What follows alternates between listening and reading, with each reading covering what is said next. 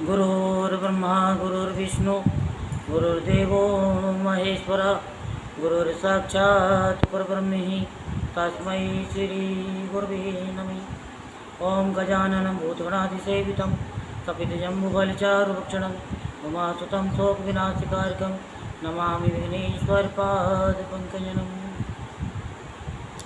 आज हम आपको शिव महापुराण में वीरभद्र का दक्ष के यज्ञ में आए देवताओं को दंड देना तथा दक्ष का सिर काटना की कथा विस्तार पूर्वक सुनाते हैं।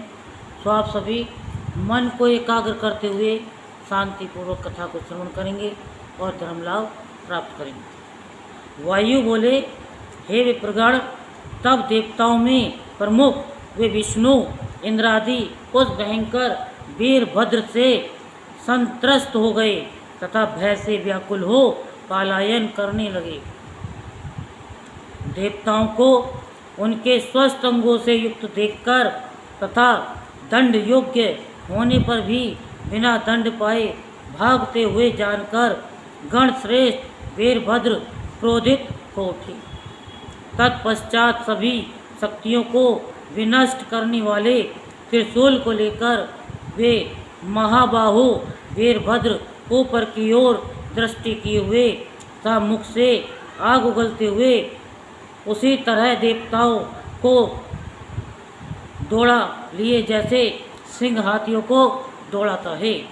उस समय उनको दौड़ाते हुए वीरभद्र के अति मनोहर चाल मद से परिपूर्ण हाथी की चाल के समान दिखाई पड़ने लगी। उन बलशाली ने देवताओं की महान सेना को उसी प्रकार क्षुब्ध कर दिया जैसे मतवाला हाथी महासरोवर को मत कर उसे नील पांडुर लोहित आदि वर्णों वाला कर देता है। उस समय व्याघ्र चर्म पहने हुए और श्रेष्ठ चमकीले स्वर्ण निर्मित तारों वाले वस्त्र धारण किए वीरभद्र छेदन करते हुए, भेदन करते हुए, फेंकते हुए, गीला करते हुए, फाड़ते हुए और मथते हुए देवताओं के मध्य वैसे ही विचरण करने लगे जिस प्रकार सूखे घास के मध्य में अग्नि प्रज्वलित होती है। सभी देवताओं ने यहाँ वहाँ अकेले विचरण करते हुए त्रिशूलधारी एक वीरभद्र को हजारों की संख्या में माना। युद्ध के कारण बड़े हुए मद से उत्मत्त भद्रकाली ने अत्यधिक कुपित होकर अग्नि उगलते हुए अपने त्रिशूल से देवताओं को युद्ध में मारना प्रारंभ कर दिया। रुद्र के क्रोध से उत्पन्न वीरभद्र उनके साथ उसी प्रकार सुशोभित होने लगे जिस प्रकार प्रलय अग्नि चलायमान धुएं से धूम्रवर्ण वाली प्रवाह के साथ सुशोभित होती है। उस समय युद्ध में देवताओं को भागती हुई भद्रकाली वैसे ही शोभित हो रही थी मानो कल्पांत में समग्र विश्व को दग्ध करती हुई रोज यानी शेष के मुख से निकली अग्नि ज्वाला हो। गणेश्वर वीरभद्र ने दक्ष के द्वारा आहूत रुद्रगणों तथा अश्व सहित सूर्य के सिर पर खेल ही खेल में बड़ी शीघ्रता से अपने बाएं पैर से प्रहार किया। उन वीरभद्र ने अग्नि पर तलवार से, यम तथा यमी पर पट्टिस से, रुद्रों पर कठोर शूल से, वरुण पर दृढ़ मुदगरों से, परिघों से, नृति पर तथा टंकों से वायु पर प्रहार किया। इस तरह संग्राम में गणेश्वर वीरभद्र ने लीला पूर्वक शीघ्र ही समस्त देवताओं तथा शिव विरोधी मुनियों को मार गिराया।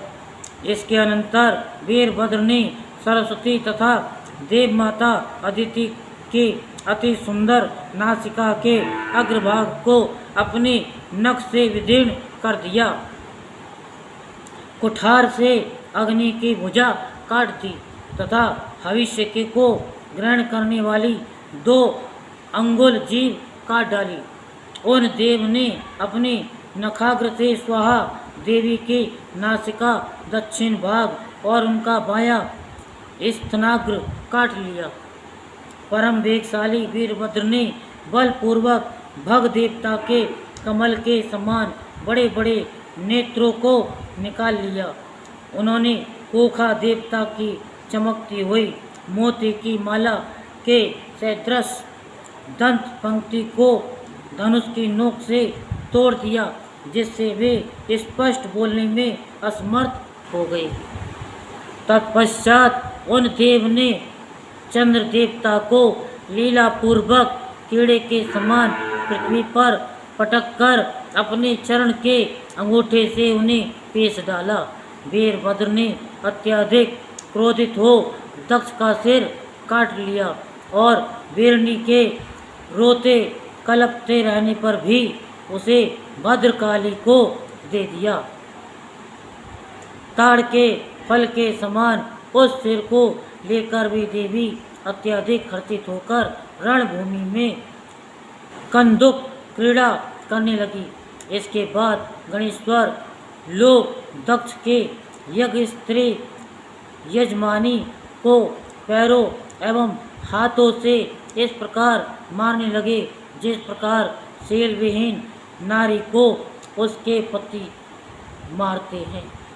इसके पश्चात बलशाली तथा सिंह के समान पराक्रम वाले गणेश्वरों ने अरिष्ट नेमी सोम धर्म प्रजापति बहुत से पुत्रों वाले अंगिरा कृतास तथा कश्यप का गला पकड़कर दुर्वचनों से उन्हें झिड़कते हुए घूंसों से उनके सिरों पर प्रहार करना शुरू कर दिया।